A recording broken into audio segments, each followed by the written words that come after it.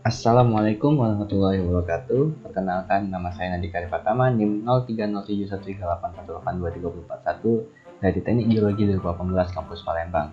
Pada kesempatan pada kali ini, saya akan mempresentasikan mengenai tugas pemodelan geologi dari paper Tweed et al. Tahun 2007 mengenai remote sensing and GIS for mapping groundwater to recharge and discharge areas in salinity prone catchment Southern Australia. Oke, pada kesempatan pagi ini saya akan membahas 5 topik utama yang akan saya bahas, yaitu introduction, literature review, methodology, result, fun question. Introduction atau pendahuluan. Secara singkatnya, daerah tangkapan air rawan salinitas membutuhkan pengelolaan efektif sumber daya air yang melibatkan keseimbangan kebutuhan alokasi sumber daya berkelanjutan atau next renewable resource dengan mitigasi salinitas program dan pelindungan ekosistem itu sendiri. Pemahaman tentang proses recharge dan discharge air tanah merupakan kunci dari komponen untuk mencapai keseimbangan dari mitigasi dan pelindungan ekosistem pada keseimbangan ini. Air permukaan dan alokasi sumber daya air tanah membutuhkan pemahaman lebih mengenai luas areal dan proses yang mengendalikan masuknya atau recharge, termasuk daerah pengisian ulang preferensial dan keluar melalui pembuangan langsung atau direct discharge, transpirasi dan penguapan. Pada kasus ini, di sebagian besar wilayah Australia, evapotranspirasi selama pengisian dan pelepasan air tanah merupakan bagian integral dari kontrol pada peningkatan salinisasi sumber daya tanah dan air. Evapotranspirasi curah hujan selama pengisian ulang yang relatif lambat berdasarkan Hazek et al. Tahun 2001 dan tabar air dangkal Cutwater et al. Menghasilkan peningkatan salinitas air tanah. Di samping itu, transpirasi air tanah oleh vegetasi dan pembuangan langsung ke lahan basah dan sungai, artinya perairan dangkal atau tingkat ketinggian perairan dangkal adalah komponen penting untuk mempertahankan kawasan penting secara ekologis.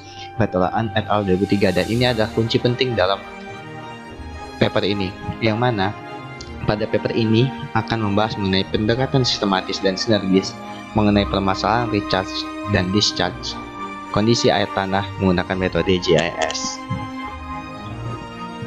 Oke, pada paper Tweed et al. 2007 menggunakan brief literature review, yang mana Tweed menjelaskan banyak sekali metode mengenai remote sensing terhadap hidrogeologi dan interpretasi proses air tanah, dimulai dari measuring 1996. Dalam Metronic dan Zing 2003, metode analisa remote sensing menggunakan berbagai teknik, antara lain monitoring salinitas tanah terhadap tumbuhan, menggunakan peta citra, menggunakan video citra, menggunakan termografi inframerah, menggunakan microwave dan hyperspectral sensing, menggunakan geofisika airborne, dan induksi elektromagnetik. Teknik-teknik itu telah digunakan dalam beberapa publikasi seperti Measuring 1996, Metronic dan Zing 1997, Dehaene dan Taylor 2002, McFarlane dan Williamson 2002, Howard 2003, dan Spice dan Woodgate tahun 2005. Oke, masuk ke dalam metodologi. Secara garis besar, metodologi umum pada paper ini dibagi jadi 6. Pertama, identifikasi of recharge and discharge proses secara lokal dan regional. Kedua, identifikasi kondisi permukaan dan bawah permukaan yang berdasarkan indikator-indikator pendeteksi proses recharge dan discharge. Ketiga, penggunaan data yang tepat.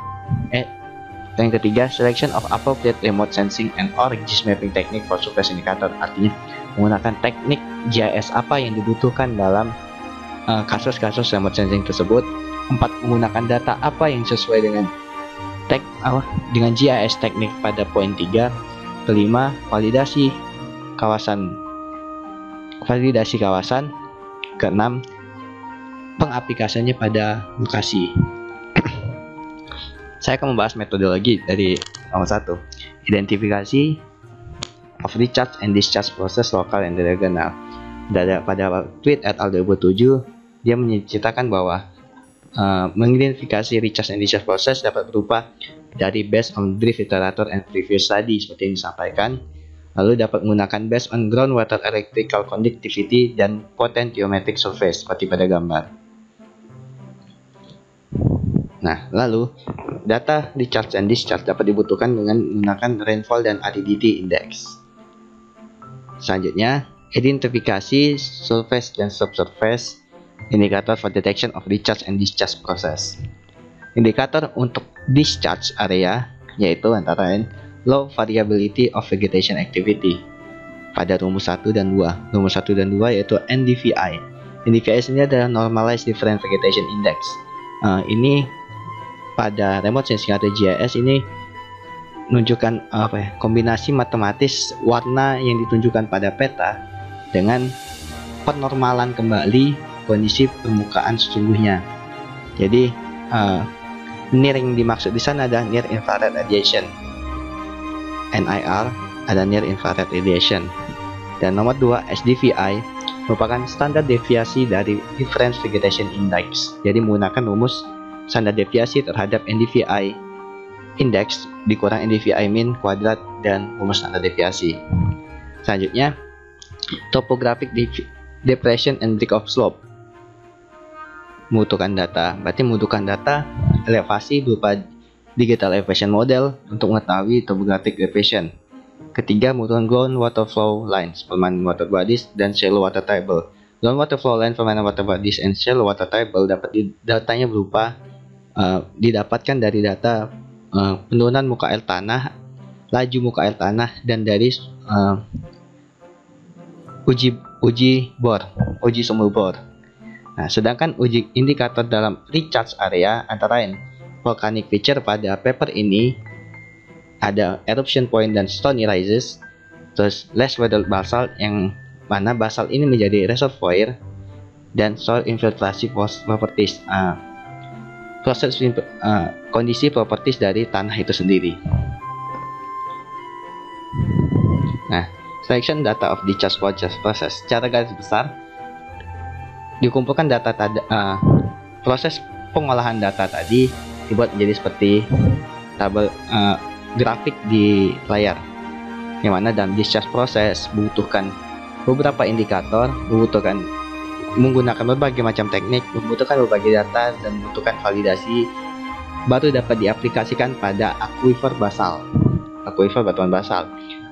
Contohnya, discharge affecting soil dan vegetasi itu memiliki data yang berbeda dengan discharge pada air permukaan dan juga discharge pada kondisi evaporasi atau penguapan.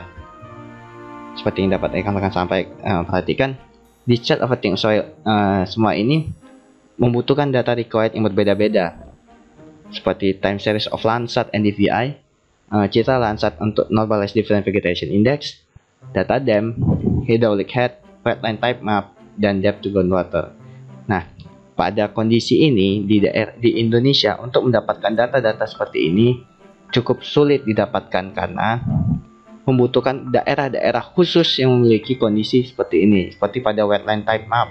Wetland type map membutuhkan daerah-daerah yang bersifat rawa, yang artinya tidak dapat dilakukan pada sembarang tempat. Nah, itu untuk discharge proses, yang mana validasinya itu semua untuk mendapatkan satu, potensial saline discharge area, mengetahui tingkat salinitas pada proses discharge area pada kondisi daerah pemetaan, mengetahui kondisi air tanah permukaan, mengetahui groundwater hydrograph, mengetahui ground pathing, area photograph, dan vertical hydraulic gradient. Nah, dan recharge proses yaitu recharge pengisian kembali, artinya ada peningkatan infiltrasi. Peningkatan infiltrasi dapat dipengaruhi beberapa indikator, yaitu eruption point yang seperti disampaikan tadi, ada stony rises, less weathered basalt, dan soil infiltration properties, yang mana teknik-tekniknya berbeda-beda. Pada eruption point membutuhkan data terrain analysis, kondisi permukaan, yang artinya membutuhkan data DEM atau digital elevation model. Dan eruption point image interpretation membutuhkan peta citra. Stony rises membutuhkan data peta citra. Less weathered basalt membutuhkan airborne radiometrik untuk mengetahui threshold dan radiometrik, nilai radiometriknya. Dan soil infiltration properties membutuhkan peta persebaran jenis tanah yang divalidasikan untuk groundwater isi, groundwater hydrograph, ground pathing, dan vertical hydraulic gradient baru dapat diaplikasikan pada basalt aquifer. Oke, hasil pembahasan nanti akan mendapatkan pemetaan dari hasil-hasil tersebut. Pada gambar ini adalah hasil dari mengetahui groundwater flow direction, sehingga mengetahui arah persebaran air tanah dengan kondisi water table yang diketahui, yang mana rata-rata water table akan menuju ke daerah yang memiliki ketinggian paling sedikit atau kurang dari 5 meter.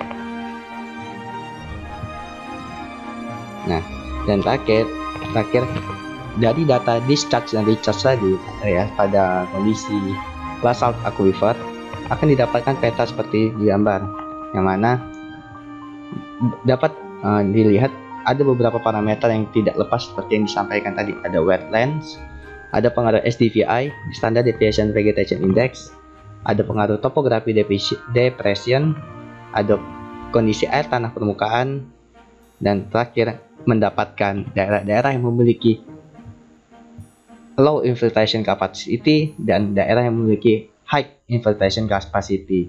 Seperti yang ditunjukkan, high infiltration capacity ditunjukkan pada warna biru dan relative low infiltration capacity pada warna abu-abu. Dan dapat disimpulkan, kesimpulan dari metode sensing ini membutuhkan proses dominan untuk kapasitas untuk mengidentifikasinya karena membutuhkan data-data tertentu. Dalam contoh ini, daerah pengisian dan pelepasan recharge and discharge preferential terjadi pada skala yang dapat dipetakan. Untuk kurang lebih berdasarkan data paper itu sekitar 11.500 km persegi dengan luas permukaan aquifer basalt. Area pembuangan atau direct discharge air tanah paling baik diidentifikasi dengan memetakan area dengan variabilitas yang relatif rendah dan memiliki vegetasi yang aktif di dalamnya. Daerah imbuhan preferensial secara efektif diidentifikasi dengan memetakan daerah yang memiliki elevasi relatif tinggi. Laju infiltrasi zona dangkal dan menggunakan crash statistik permukaan aquifer basalt oleh karena yang mana pembuangan air tanah diidentifikasi sebagai dengan memetakan pengaruh debit pada fitur permukaan vegetasi, yang artinya butuh uji air tanah, uji ukur permukaan air tanah, dan resapan preferensial diidentifikasi dengan memetakan kontrol fitur permukaan pada tingkat imbuhan atau infiltrasi. Ketidakpastian dalam pemetaan berhubungan pelepasan dan pengisian ulang di seluruh wilayah luas, sehingga menciptakan variabilitas yang temporal yang dipengaruhi oleh perubahan musim dalam jangka panjang seperti iklim dan penggunaan lahan. Sedangkan variasi skala kecil dapat dipengaruhi oleh area preferensial. Namun demikian, dengan mendefinisikan secara spasial daerah recharge dan discharge pembuangan preferensial menggunakan teknik pemetaan GIS atau remote sensing dan pengindaan jauh, resolusi dan jangkauan informasi dapat ditingkatkan untuk daerah tangkapan air regional, dan karena itu butuh informasi hidrologi yang lebih lengkap untuk dapat melakukan pemodelan numerik, analisa anggaran air, dan program mitigasi salinitas itu sendiri. Baiklah, sekian presentasi dari saya. Lebih dan kurangnya saya mohon maaf. Wabillahi taufik wal hidayah. Wassalamualaikum warahmatullahi wabarakatuh.